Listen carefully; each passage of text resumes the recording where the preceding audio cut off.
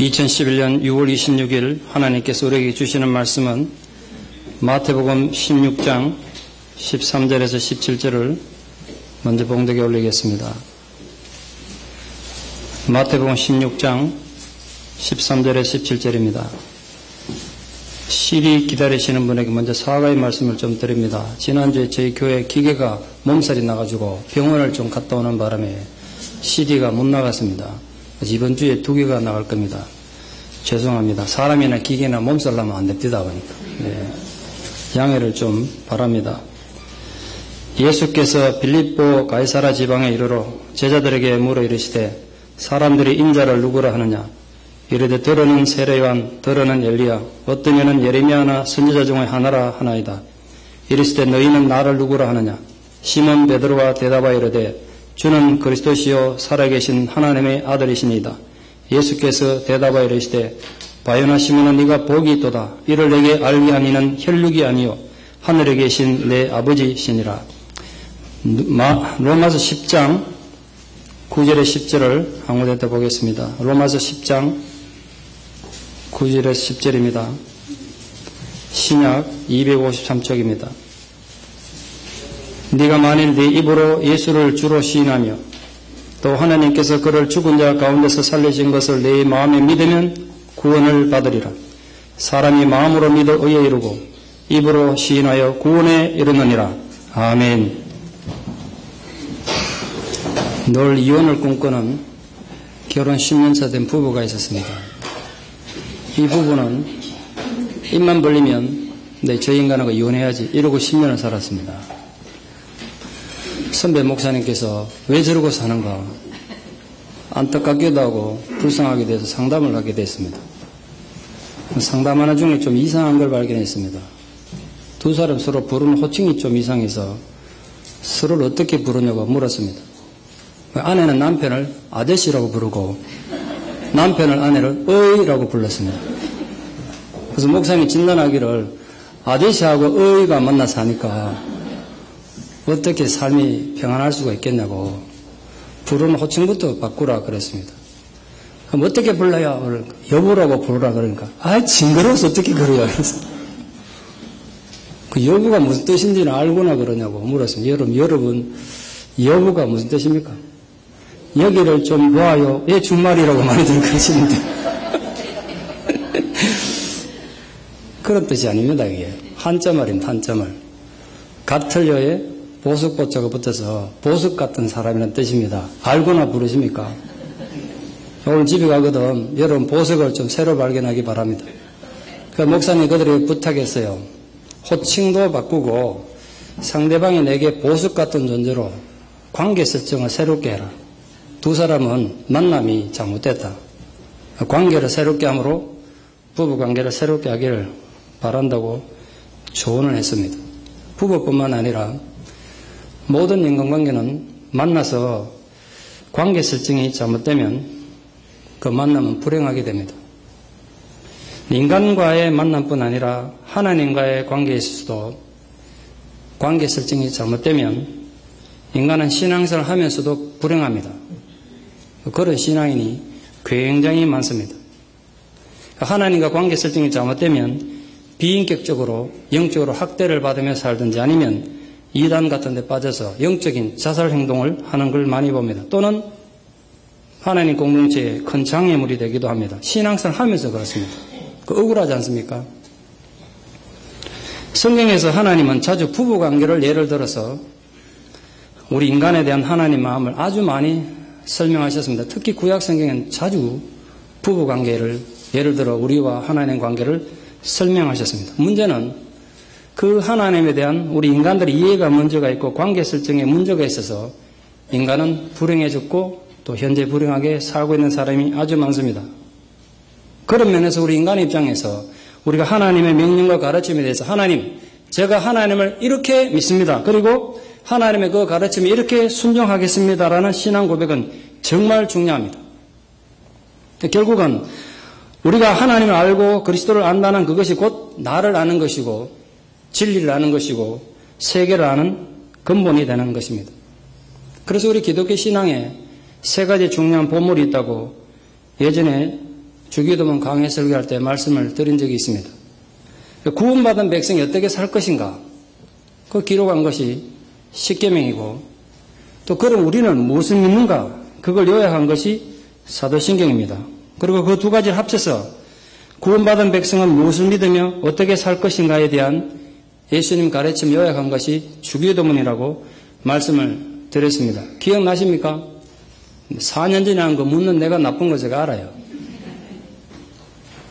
신앙을 너무 교리적으로 자꾸 해석해서 막 복잡한 신학적 용어, 조직 신학 이래가지고 교파마다 교회마다 주장하는 게 다 다른 것도 문제지만 또 어느 순간 교회가 너무 교리를 가르치지 않아가지고 이게 기독교인지 무당 종교인지 경계가 애매한 지경까지 되어버렸습니다.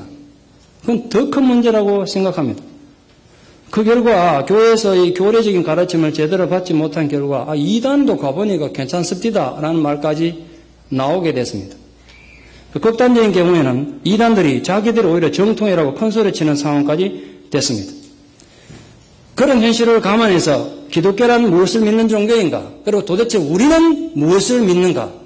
이걸 배우고 훈련할 필요성을 절실히 느껴서 창세기 강해 설교 끝난 뒤에 오늘부터 한 14, 15주가 되지 않을까 싶습니다만 사도신경 강해 설교를 시작하려고 합니다.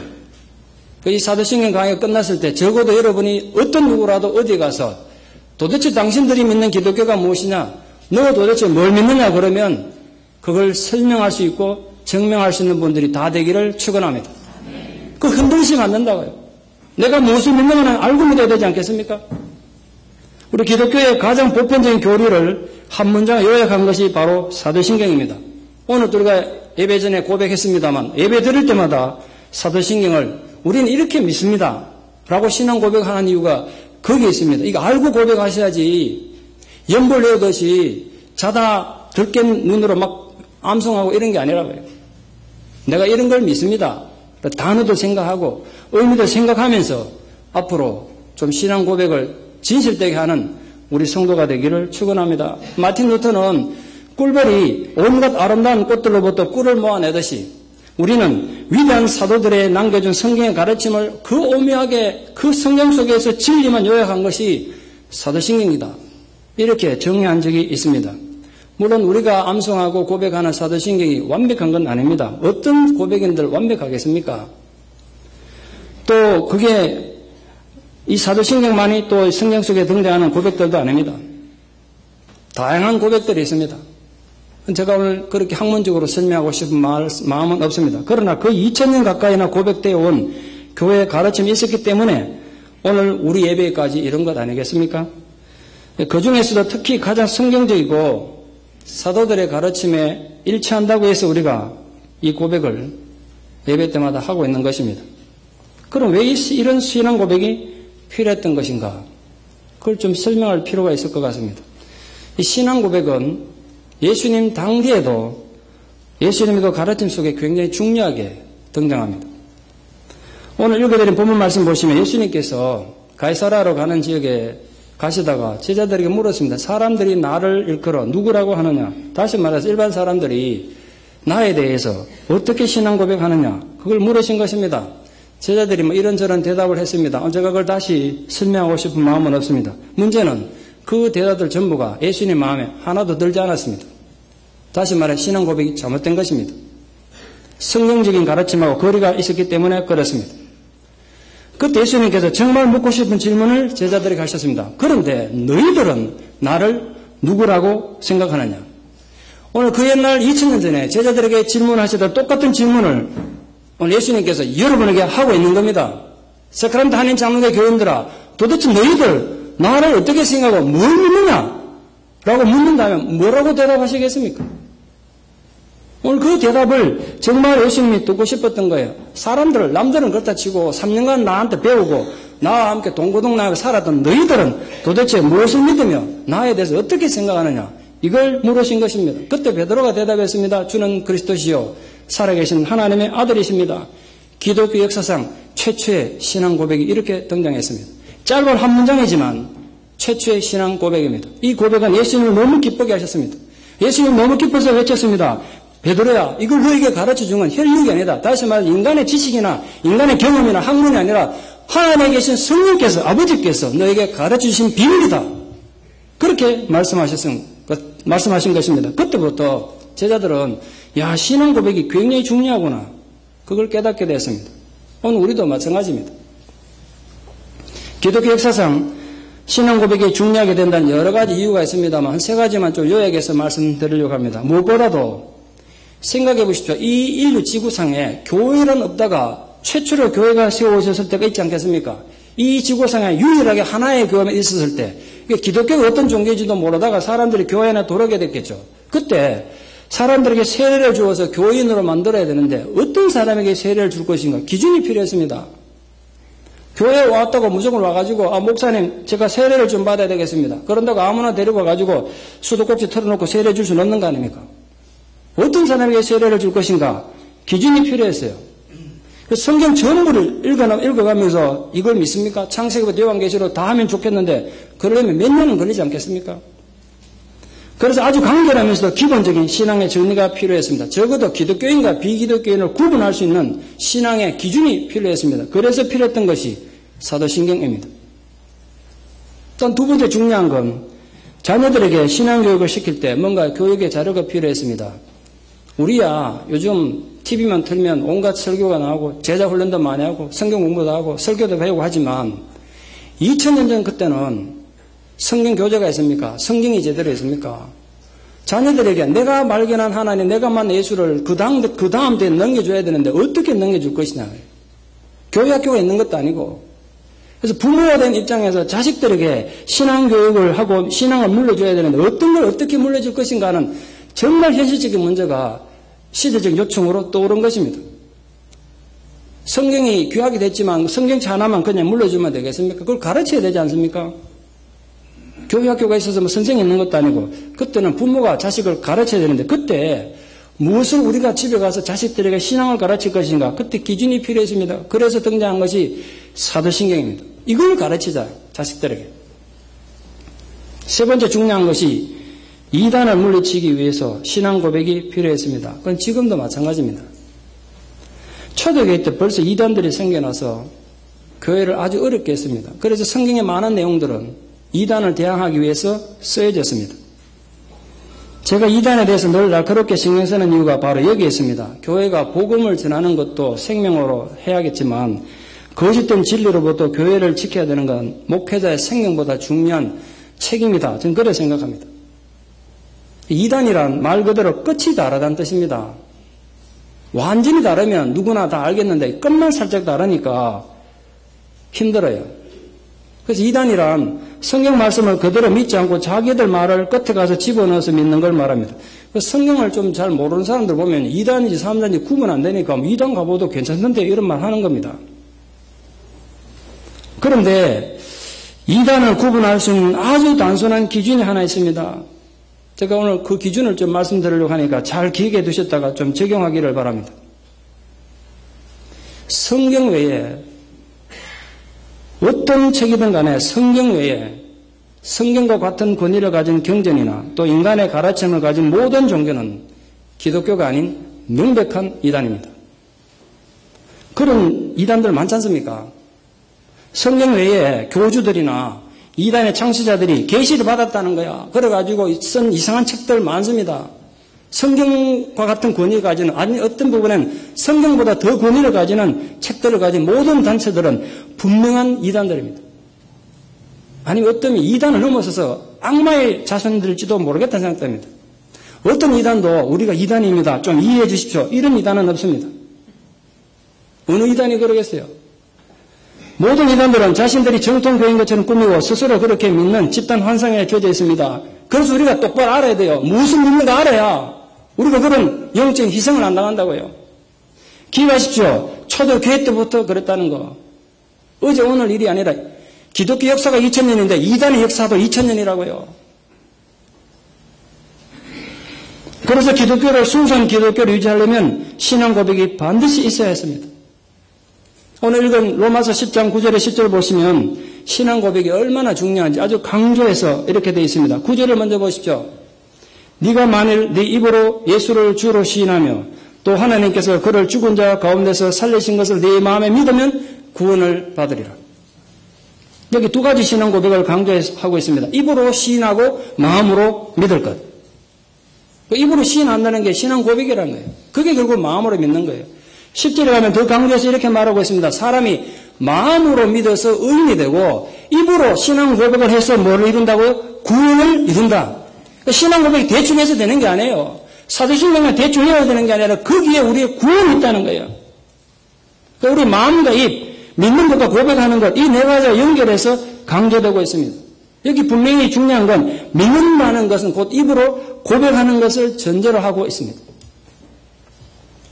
실존주의 철학자인 하이데거는 강의 중에 자기 제자들에게 결단이라는 말을 아주 자주 강조했습니다. 여러분 결단해야 합니다. 결단해야 합니다. 뭐 이런 강의를 많이 했어요. 한 번은 수업이 끝나고 나오는데 한 학생이 친구에게 난 오늘 드디어 결단했어 이렇게 말했습니다. 그 친구가 묻기를 그럼 뭘 결단했는데? 물으니까 대답하기를 몰라. 하여간 나 결단했어 이랬다고. 이게 진짜 우스운 얘기 같지만 실화예요. 우리 기독교는 그런 종류가 아니란 거예요. 세상 사람들이 당신들 그렇게 모여가지고 떠드는데 도대체 뭘 믿는가? 그러면 우리 예수를 믿습니다. 그런 얘기 누구나 하겠죠. 그런데 그럼 그 예수가 무엇을 어떻게 했는데 물으면 그런 거 몰라도 돼요. 그냥 무조건 믿으면 복 받고 되는 거예요. 기독교는 그런 종류가 아니랍니다. 기독교는 분명히 알고 믿는 종교입니다. 그래서 때문에 정확한 내용이 있어야 돼요. 내 신앙의 내용이 있어야 돼요. 명목적인 믿음은 맹신이 되고 알지도 못하고 무조건 믿는 건 미신이지 않습니까? 그래서 많은 경우에 교회는 열심히 다니는데 맹신과 미신의 차원에서 신앙생활하는 사람들이 많다는 걸 알게 됐습니다. 여러분 부디 우리가 뭘 믿는지도 모르고 무조건 믿으면데 무조건 믿어 그럼 복 받는 거야. 그런 종교 맹신주의자들은 절대로 안 되기를 소망합니다. 당신들이 믿는다고 하는데 도대체 무엇을 믿는가? 세상이 우리에게 묻습니다. 그 세상의 물음에 대답하기 위하여 때로는 우리끼리 모여서 우리는 도대체 무엇을 믿는가는 우리 자신의 질문에 대하여 분명한 대답을 우리가 가지고 있어야 합니다. 그것을 한 문장으로 요약한 것이 사도신경입니다. 우리는 무엇을 믿는 종교입니까? 사도신경에서 말하는 걸 믿는 종교입니다. 그러니까 여러분 뭘 믿느냐 물으면 당황하지 말고 사도신경이라도 떠올리십시오. 그래서 우리 신앙에는 반드시 내용이 있어야 돼요. 생각도 없이 예전에 우리 많이 그랬지 않습니까? 부흥 강사가 믿습니까? 그러면 안에서 믿습니다. 자다가도 믿습니다. 뭐 이러고 그랬잖아요. 그럼 복 받는다고. 그런 앵무새 종교는 절대로 안 되기를 바랍니다. 우리의 신앙 고백을 사도신경이라고 말하는 이유는 예수님의 제자들이었던 사도들이 초대교회 때부터 고백해온 신앙 고백이 우리 신앙 사도신경 안에 기초하고 있기 때문에 그렇습니다. 그래서 우리가 이 사도신경을 바로 알고 공부해야 되는 이유는 성경을 바로 이해하고 바른 신앙 고백을 하기 위해서 그렇습니다. 왜냐하면 성경의 해석이 결국은 우리 신앙의 방향과 수준과 질을 결정하기 때문에 그렇습니다. 언제나 성령의 감화 안에서 진실되게 성경을 해석해야 되는 건 사실입니다만 많은 경우에 자기 개인의 고집이나 주장이나 자기 견해가 강조되기가 참 쉽습니다. 그래서 반드시 여러분이 큐티하다가 깨달은 성경의 지식들은 그 믿음들은 교회의 가르침과 전성, 교회의 전통에 의존해야 합니다. 그거 벗어나면 안 된다. 교회의 전성을 떠나서 성경을 자기 마음대로 뜯어고치고 해석하면요. 그게 이제 귀에 걸으면 귀걸이, 코에 걸으면 코걸이가 되는 겁니다. 그런 해석에 대해서 수많은 이단이 그래서 생겨났습니다. 혼자 골방 앉아가지고 내가 복을 만들다가 이단이 생겼다고요. 그런 오류를 범하지 않기 위해서 지난 2000년 기독교 역사에서 성경을 해석의 맥락을 우리 알아야 합니다. 오늘부터 그걸 좀 함께 고민해보는 시간을 가지려고 합니다. 물론 시대가 변한다고 성경이 변하는 건 아니지만 기록된 언어에 대한 해석은 바뀌죠. 언어도 새로 생기고 뜻이 바뀌고 변화되고 소멸되고 하기 때문에 말은 바뀐다. 그러나 아무리 세월이 흘러도 변하지 않는 진실한 내용을 찾아가는 것이 성경을 이해하는 바른 길입니다. 그래서 사도신경을 공부하는 또 하나의 목적은 그를 통해서 이 짧은 시간에 기독교의 교리를 정확하게 좀 정리할 수 있다는 거예요. 성경 전부를 다 읽고 이해하면 정말 좋겠지만 그러려면 시간이 너무 많이 걸리지 않습니까? 그러나 사도신경만이라도 제대로 이해한다면 성경 66권을 요약해서 종합해서 우리가 고백할 수 있는 것입니다. 초대교회 안에서 왜 신앙 고백이 생겨났는가 한편으로 생각하면 이 주님의 선교 명령과 아주 밀접한 관계가 있습니다. 제자들은 주님 명령을 따라서 각기 다른 지역을 다 흩어져 가지고 선교하다가 다 다른 지역에서 선교를 하게 됐는데 그들이 복음을 전하기 위해서 흩어지기 위해서 한 자리에 모였을 때 앞으로 그들이 어떤 메시지를 전할 것인가 그 의문이 필요했어요.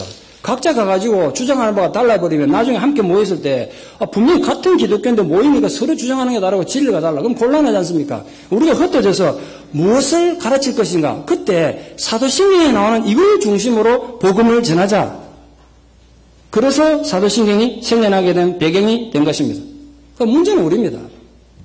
고대는 그렇다 치고 요즘처럼 이렇게 과학이 발달하고 정보가 발달한 시대에 굳이 또 우리에게 사도신경 같은 신조가 왜 필요한가? 현실적인 문제가 있어요. 우리에게는 무엇보다도 첫째, 내 신앙을 정리하기 위해서 필요합니다. 내가 도대체 뭘 믿는지는 알고 믿으셔야 안 되겠습니까? 여러분 뭘 믿으십니까? 그건 알고 믿으셔야죠. 기독교는 절대로 막연하고 애매한 감정에 충만해가지고 나중에 감정만 싹 사그라들면 모든 것이 만족하고 정발하고 많은 그런 일시적인 충동이 아니기 때문에 내가 뭘 믿는지는 알고 믿기 위해서 우리 오늘도 사도신경을 알아야 합니다. 또한 신앙의 규범과 표준을 제공하기 위해서 신조가 필요합니다.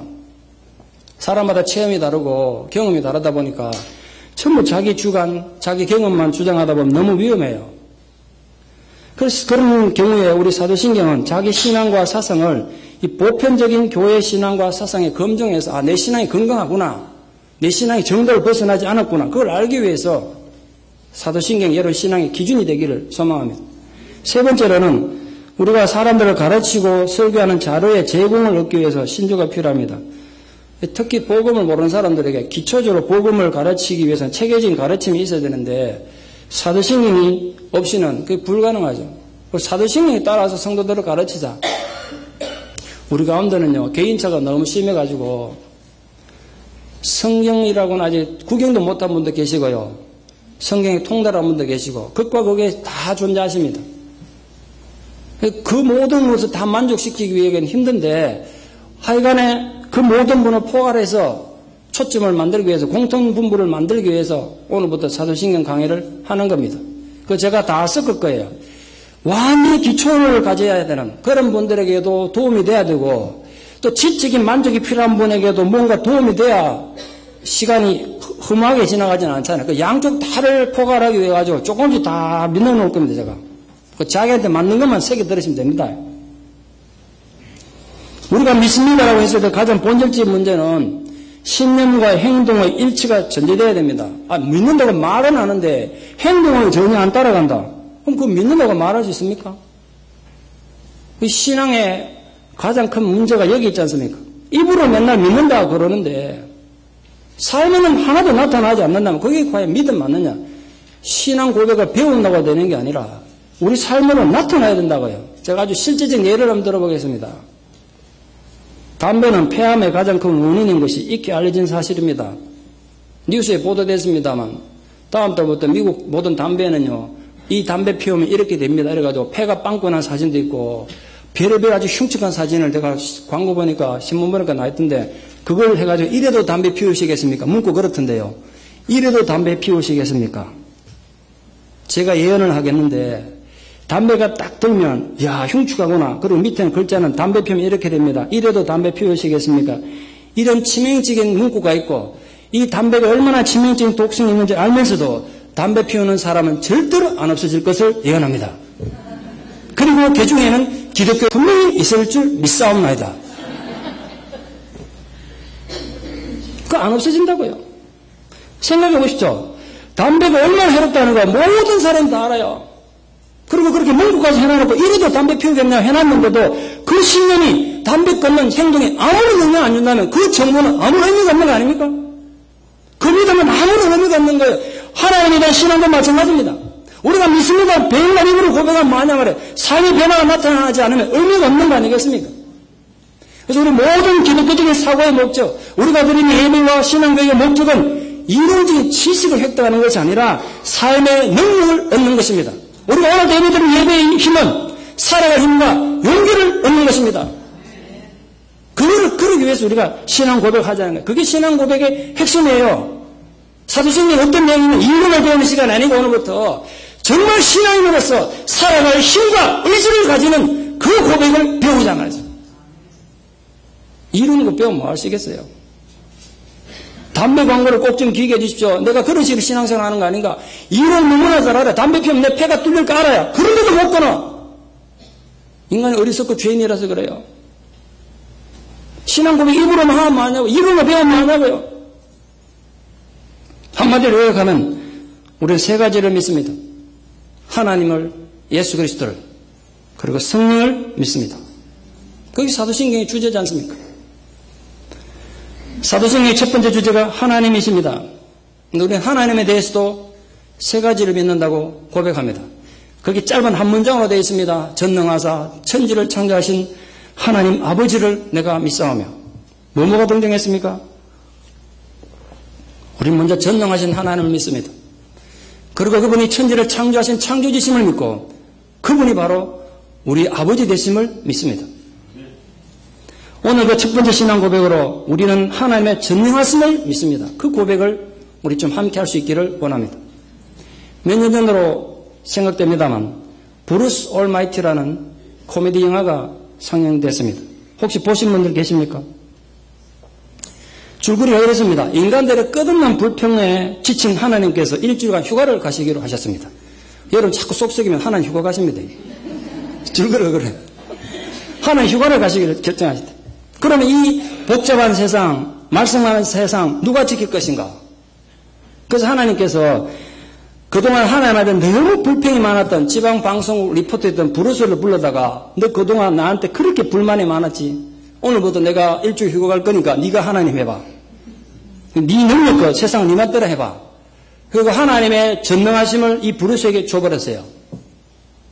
그러니까 이 브루스는 이제 엄청난 능력을 소유하게 됐습니다. 뭐든지 말 한마디, 아니 말하기 전에 생각만 하면 이루어지는 겁니다. 이제. 여러분 그렇게 능력 가지고 전능해지면 인간이 행복해지고 세상이 살기 좋아질 것 같습니까? 처음에는 무척 행복했습니다. 자기가 하고 싶었던 것도 하고 살아가던 예인도 자기 예인으로 만들고 그랬는데 결국은 그 자신의 전능하심으로 인해서 1년 엄청난 재앙을 맞이하고 자신도 엄청나게 불행해집니다. 결국 브루스는 이 우주 안에서 가장 강력한 망나니가 되고 맙니다. 왜 그랬을까요? 전능한 힘은 가졌는데 사랑이 없었기 때문입니다. 그 영화 주제가 그거예요. 브루스는 전능한 힘을 가졌지만 그 동기가 사랑이 아니라 추악한 인간의 탐욕이 있기 때문에 자신도 불행해지고 세상도 엄청난 혼돈과 비극에 빠지고 말았습니다. 그러나 우리가 신앙의 고백으로 하는 전능하신 하나님은 사랑이 동기가 된다는 것. 그 동기가 사랑이라는 것. 우리 그걸 고백합니다. 그분의 전능하심은 한치 오차도 없으십니다. 우리는 그 하나님의 전능하심을 믿는 것입니다. 전능의 개념 중에 가장 중요한 것은 모든 것이 하나님 손에 있다는 걸 우리가 믿는다는 뜻입니다. 그런데 여러분 모든 것의 단어 속에는 좋고 아름다운 것만 있는 게 아닙니다. 그죠? 거기에는요 슬픈 것도 있고 악한 것도 있고 절망도 있고 고통이 있다는 걸 인정하는 겁니다. 다시 말해서 선한 것만 하나님 손에 있는 것이 아니라 악한 것도 하나님 손에 있다는 걸 믿습니다. 자, 이래 되면 많은 분들이 또 헷갈려야죠. 아니 그렇다면 하나님이 악을 창조하셨다거나 하나님이 세상에 악을 조장했다는 뜻입니까? 이래 또 질문하는 분도 있을 겁니다. 그런 뜻은 아닙니다. 절대로 그럴 수는 없죠. 왜 악이 세상에 생겼느냐? 이건 정말 오랫동안 수수께끼였습니다. 많은 신학자들이 많은 철학자들이 고민해온 문제입니다. 성경의 가르침을 우리가 좀 유추하자면 교만함으로 인해서 타락한 천사가 사탄이 됐고 그 사탄으로 인해서 악이 자영되고 있는 것으로 유추합니다. 그러니까 여러분 기독교는요 절대로 이원론적으로 세상을 설명하지 않아요. 악과 선이 싸우는 그 틈바구니 인간이 존재하고 그래서 인간은 늘 고민하는 존재다. 이건 헬라 철학의 가르침이지 성경의 가르침이 아닙니다. 성경은 선한 것뿐 아니라 악한 것도 하나님 손안에 있음을 분명히 가르치고 있습니다. 악이 자기 마음대로 권위를 가지고 세상을 지배하고 영향 주는 것 같은데 결국은 하나님 영향력 안에 있다고 가르치고 있습니다. 제 얘기가 아닙니다. 성경의 얘기입니다. 대표적인 본문이 바로 욥기입니다. 동방에서 제일 가는 부자였고 가장 행복한 자였던 욥이 전 재산 다 잃고 자식 10명이 한꺼번에 죽는 고통을 겪은 건 사단의 계획 때문인 건 맞습니다. 그런데 그 사단의 계획이 하나님 허락 아래 이루어졌다는 것 성경이 그렇게 말하고 있습니다. 믿음이 좋을 때는요 참 은혜가 되고 이해가 되는 듯 하다가 내가 믿음이 떨어지면 도대체 이해가 안 되는 게 욥기입니다. 욥기. 이해가 안 되죠.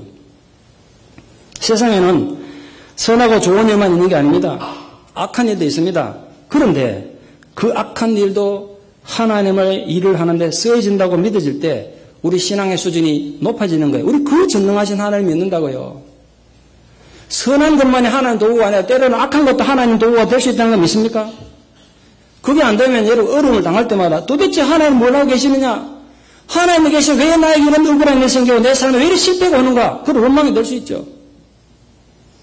그러나 우리가 그 악한 것도 내 실패도 하나님의 손에 있다고 믿는다면 그 전능하신 하나님 믿는다면 궁극적인 승리는 내가 지금 이렇게 실패하고 고통당했지만 궁극적인 승리는 하나님 백성에게 약속되어 있음을 고백한다고요. 그걸 믿는단 말이에요.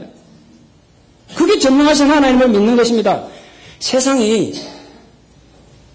그 악한 것들을 조정해가지고 또 세상의 악한 것들이 자기들 딴에는 마음대로 믿는 자를 괴롭히는 것 같지만 오히려 그 하나님 백성들은 그 고통을, 그 슬픔을, 그 절망을, 그 실패를 이겨내므로써 그 고통과 실패 때문에 많은 것이 아니라 더 강한 자가 되고 더 온전한 자가 되고 더 온전하고 굳은 믿음을 가지게 되는 것이 얼마나 많습니까? 그런 경우가 얼마나 많습니까? 우리 그 하나님을 믿는 것입니다. 그 전능하신 하나님. 전능하심의 또 다른 개념은 모든 것이 가능하다는 뜻입니다. 모든 것이 가능하죠. 그런데 이때 가능하다는 건 폭군들이 가지고 싶어하는 파괴적인 전능함이 아니라 하나님 전능함에 모든 것이 가능하다는 그것의 가장 중요한 의미는요. 죄인을 구원해서 의인으로 만드는 권능입니다. 죄인을 불러서 의인을 만드는 권능. 예수 믿는 자를 피파하고 죽여둔 사울을 변화시켜서 선교사를 만들었을 뿐 아니라 순교자가 되게 하는 그 전능을 말합니다. 여러분 다시 이제 천지를 창조하시고 역사를 주관하신 하나님 그리고 유황불 내려서 소돔과 고모라를 멸망시켰거나 또 땅이 갈라져가지고 불평하는 사람 한꺼번에 2만 5천 명씩 삼키는 그런 하나님 능력만이 전능이 아니라 하나님 전능하심의 가장 큰 의미는 바로 죄인을 불러서 구원하시는 데 있습니다. 그래서 오늘 여기가 그럴 수 있는 거 아닙니까? 그 하나님 전능하심 전부가 바로 여러분 아닙니까? 그 전능하심 때문에 그 사악하고 못된 내가 오늘 예배 자리에 있는 것입니다. 하나님의 전능의 가장 구체적인 표현은 그러므로 바로 저 십자가 있습니다. 저 십자가가 하나님 전능하심이라고요.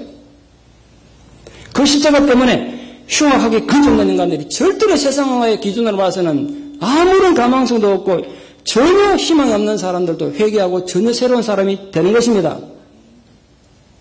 우리가 바로 그 하나님의 전능하심을 믿는 것입니다.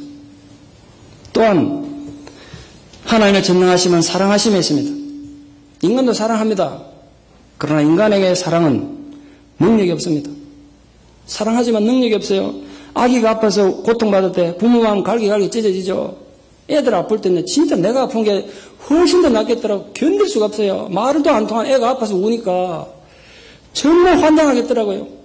어디가 아픈지 당장 찾아서 고쳐주고 싶은데 할 수가 있습니까? 때로는 아비 내가 죽어서 이 자식 살릴 수 있으면 이 자식이 낳을 수 있으면 그렇게 하고 싶은 마음까지 들죠. 그러나 인간의 사랑은 능력이 없습니다. 자식에게 도움을 줄 수 없어요. 인간의 사랑은 그저 감상적인 사랑이고 무능한 사랑입니다. 지금도 난민촌에서 배가 고파 죽어가는 자식을 품에 안고 처절한 마음으로 아비가 말합니다. 내가 너를 사랑한다.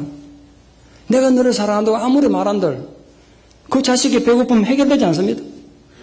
그러나 우리가 믿는 그 하나님의 전능하심은 하나님이 사랑하는 자가 무엇이든지 해결해 주시는 그 힘을 가진 능력을 가진 하나님이십니다. 우리 그 하나님을 믿는 것입니다. 그 하나님을 믿으십시오. 인간의 사랑에는 지혜가 없습니다. 그래서 때로는 그 사랑이 오히려 자식을 망치기도 하고 사랑하는 사람 오히려 속박해가지고 얼금해가지고 비극을 불러오는 게 어디 한두 번입니까? 사랑하긴 하는데 자기 방식에 눈먼 사랑을 하고 지혜가 없기 때문에 그렇습니다. 그러나 하나님의 사랑은 온전한 사랑입니다. 가장 정확한 지혜를 가진 무한한 사랑입니다. 우리가 하나님을 믿는다고 할 때 바로 이 하나님의 전능하신 사랑, 지혜로운 사랑을 믿는 것입니다.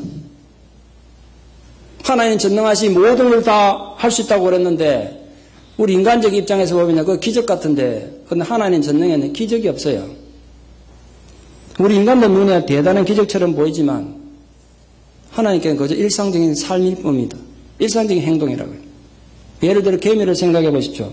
개미는 자기 몸무게 8배나 되는 거 입으로 물고 옮깁니다. 아무도 안 놀라시죠? 우린 개미가 아니니까.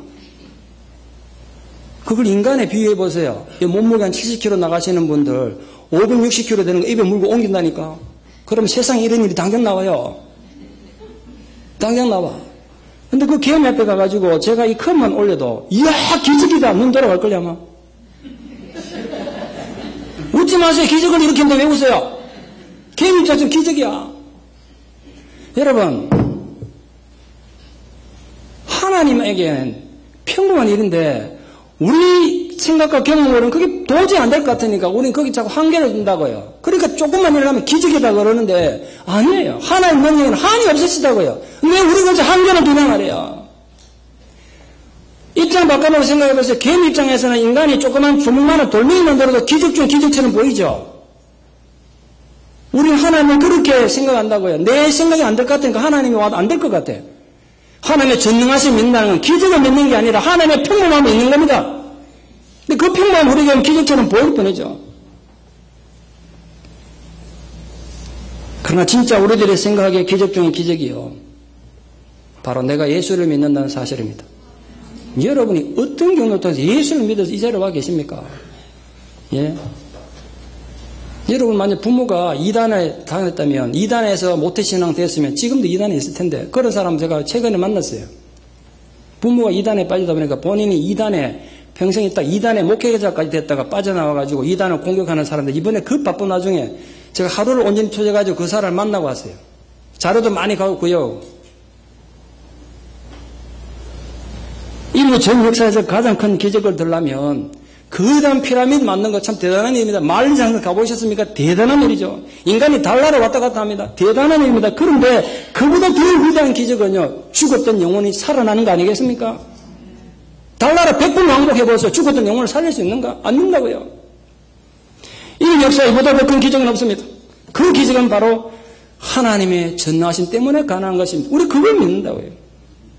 전능하신 하나님께서 그래서 우리에게 간절히 바라고 바라시는 게 하나 있습니다. 그 전능하신 하나님 뭐가 답답해가지고 끊임없이 우리에게 바라는 것이 있으세요. 얘들아 내가 전능한 하나님을 좀 믿어줄래? 이거예요. 내가 전능한 하나님을 좀 믿어줄래? 그 믿음이 없으면 하나님 기쁘시게 할 수가 없기 때문입니다. 전능하신 하나님은 모든 인간들이 믿음을 가질지어다. 그러면 모든 믿음을 가질 텐데 왜 안 그러셨을까요?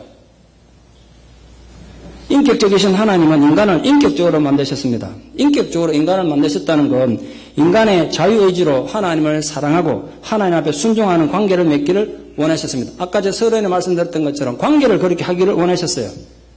전능하신 하나님이 이 지구상의 모든 인간들은 다 성자가 될지어다. 아니면 육신의 모든 인구가 크리스찬이 될지어다. 그러면 지금도 이라크, 아프가니스탄에서 전쟁하고 하루에도 몇 명씩 죽어가는 사람들이 전쟁 당장 멈추고 더 이상 범죄도 없는 천국이 될 텐데 왜 그렇게 안 하시는 걸까요? 쓸데없다고 또 욕할지 모르겠는데 제가 하루는 그 생각을 해봤다니까요. 왜 하나님께서 안 그러시는가? 그럼 박 목사 이제 박 목사 실업자 되나? 그런 고민도 해봤는데 여러분 하나님이 아무리 능력이 많으셔도 그 정도는 못할 것 같습니까? 그러나 저는 믿습니다. 하나님 하시려면요. 한순간에 모든 악한 인간들 전부 성자가 되어라! 그러면 될 거라고요. 그걸 안 믿으면요. 여러분 스스로 모순에 빠져요. 천지를 창조하신 하나님도 그걸 못 하시겠어요? 그런데도 왜 안 하실까요? 하나님이 사랑이고 인격이시기 때문에 그렇습니다. 인격이신 하나님께서 태초에 인간을 창조하실 때 인간에게 자유의지를 주셨어요. 자유의지가 곧 인격입니다. 자기 스스로 선택할 수 있는 권리입니다. 그래서 만약 인간이 에덴 동산에서 순종을 선택했다면 영원히 아름다운 존재로 남을 수 있었겠죠. 그러나 인간은 그 자유의지를 가지고 불순종을 선택했습니다. 여러분 직장생활 하시는 분이 회사 사장이 일하라고 명령을 내렸는데 그 명령을 거부하거나 나라의 대통령이나 왕의 명령을 거부하면 목이 날아갈 수 있죠. 누가 감히 그거 거부하겠어요? 사장 명령 거부하면 목이 날리 해고당할 텐데 잘 못하죠. 그런데 인간은 얼마나 대단한 존재인가 보세요. 그런 회사 사장이나 왕이나 뭐 대통령 명령이 아니라 하나님 명령도 거부할 수 있다고요. 정말 별볼일 없고 연약하고 어리석은 것 같은데 대단한 존재 아닙니까, 여러분? 그런 자유를 우리에게 주셨어요. 우리 그걸 갖고 산다고요. 그래서 하나님은 우리가 전능한 하나님을 내가 믿습니다 이럴 때 그건 너무 기뻐하세요. 아까 예수님 보셨죠? 주는 그리스도시요 살아계신 하나님의 아들입니다. 그 얘기하는 게 예수님 너무 기뻐하시는 거죠. 그 여러분 우리가 입으로 고백할 뿐만 아니라 진정으로 그렇게 믿는 걸 하나님이 너무 기뻐하십니다. 왜냐하면 인간이 불가능하다고 생각하고 포기하는 그 순간 하나님의 사역이 시작되기 때문에 그렇습니다. 그 인간의 막다른 골목에서 하나님 역사가 새롭게 시작된 이유는 바로 하나님의 전능하심 때문입니다. 우리 그 전능하신 하나님을 믿는 것입니다. 그걸 믿으십시오. 99세 된 아브라함에게 밤중에 나타나신 하나님께서 나는 전능하신 하나님이다. 히브리어로 나는 엘 샤다이다. 그러므로 너는 내 앞에 행하여 완전하라. 이미 보신 말씀입니다만 인류 역사 최초로 성경 최초로 하나님이 전능하시다는 말씀하신 것이 바로 이 아브라함에게 하신 말씀입니다. 그래서 너 내 앞에 완전히 행하라 그랬습니다. 그 말은 전능하신 하나님을 믿는 그 믿음을 가진 자답게 흔들리지 말고 살아라 이런 뜻입니다. 여러분 우리 모두 마찬가지입니다. 우리가 전능하신 하나님을 입으로 고백한다면 그 전능하신 하나님을 믿는 자답게 살기를 축원합니다. 자기 마음대로 가능 불가능 해가지고 마음이 왔다 갔다 하지 말라는 거예요. 아브라함이 그 얘기를 한 거예요. 99세 아브라함에게.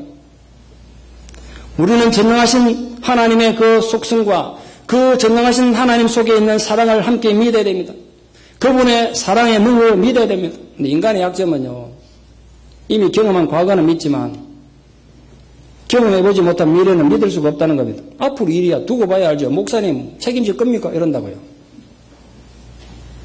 전능하신 하나님을 믿으면 우리는 그 한계를 극복하게 됩니다. 내가 살고 있는 현실이 비록 모순되고 어지럽고 불안전해 보일 때도 그 모든 것이 하나님의 섭리인 것을 내가 믿는 겁니다.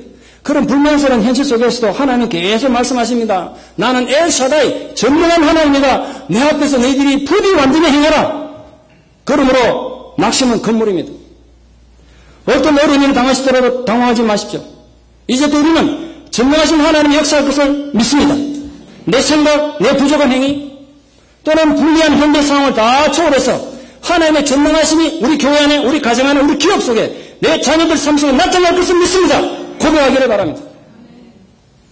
인간의 삶과 죽음, 성공과 실패, 그 모든 것에 하나님의 전능하심이 나타나 있습니다. 특히 실패했을 때 주의하십시오. 많은 경우에 우리가 원치 않는 실패를 경험하지만 그 실패가 오히려 살아계신 하나님을 증거하는 경우가 많습니다. 인간의 그 실패 때문에 하나님의 진실되게 만나고 하나님의 전능하심을 만난 사람이 얼마나 많습니까? 우리는 그 실패 가운데서도 전능하신 하나님의 믿음으로 다시 일어설 것입니다. 그러니까 여러분 끝까지 하나님의 전능하심을 믿고 고백하십시오. 지금 어떤 어려움이나 순간적인 고통 속에 던져져서 고통받고 계신 분들 계십니까? 전능하신 하나님의 이름으로 다시 일어서기를 축원합니다. 그 능력을 쓰십시오. 오늘 우리의 절망과 고통을 뛰어넘어서 마침내 하나님의 전능하심이 여러분의 삶을 통해서 증명되는 감동이 여러분 모두 있기를 축원합니다. 케이 아스라는 여자분이 쓴 책 Lord I Want to Know 라는 책이 있습니다. 주님 내가 주님 알기를 원합니다. 그런 책입니다. 지난주에 설교 준비하느라 그 책을 읽었는데요. 그가 자신의 과거의 관정을 이렇게 얘기했습니다. 그녀는 결혼을 하면서 결혼만 하면 팔자가 필 줄 알았어요. 남편이 자기 보호자가 되어주고 자기 부양자가 되어주기를 바랬습니다. 그 남편의 팔 안에서 안전하기를 바랬습니다. 그러나 신혼여행 간 둘째 날 환상이 깨집니다. 신혼여행 가서 보니까 연애할 때는 전혀 몰랐는데 남편은 심각한 우울증 환자였습니다. 정이 뚝 떨어지죠. 연애할 때 가졌던 모든 환상이 그날 다 깨졌습니다. 그러자 상황을 변화시켜버리고 교회를 나가기로 시작합니다. 근데 그분 글 중에 내가 이걸 참 심각하게 받아들였는데 그 여자분이 이렇게 적어놨더라.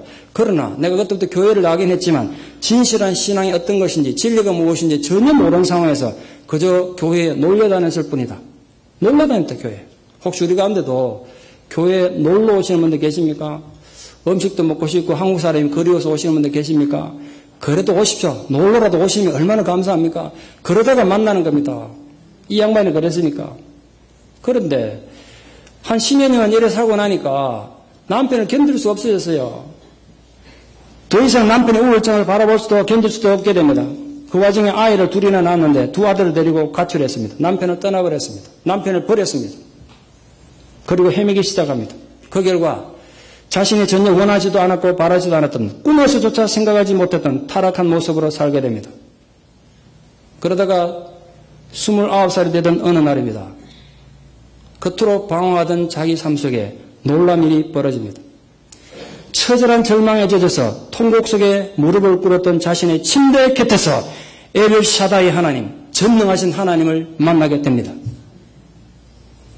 그녀는 자신에게 일어난 변화에 대해서 이렇게 간증하고 있습니다. 저는 거듭거듭 하나님께서 모든 것을 풍성히 갖고 계시며 제 영혼을 무조건 사랑하시고 저를 보호해 주신다는 것을 드디어 발견하게 됐습니다. 하나님께서는 남편이 자살했을 때도 저를 붙들어 주셨으며 남편 없이 아이들을 키워야 하는 외로움과 책임감에 짓눌릴 때 그리고 누군가에게 기대고 싶은 마음이 사무칠 때마다 저를 붙들어 주셨습니다. 제가 해야 할 모든 일에 대해서 허덕일 때도 붙들어 주셨습니다. 제가 그에게 달려가 그의 품 안에 거하였을 때 저는 더 이상 방황하지 않게 되었습니다. 그는 모든 것을 예배하고 계신 분 바로 엘 샤다이이십니다.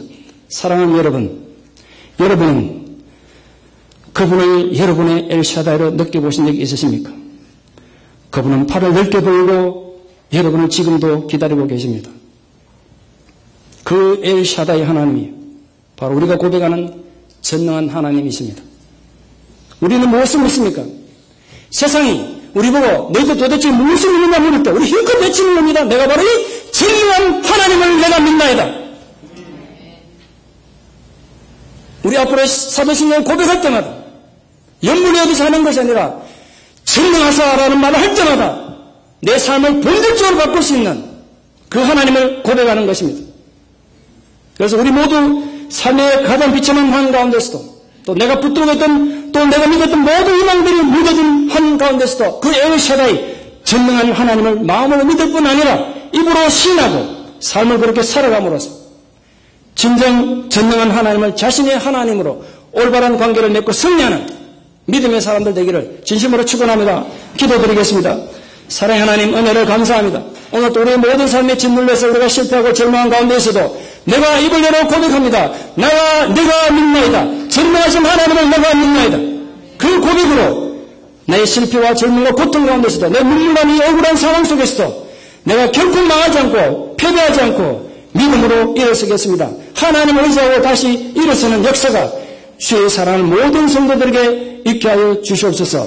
예수님 이름 받들어 기도드리옵나이다. 아멘.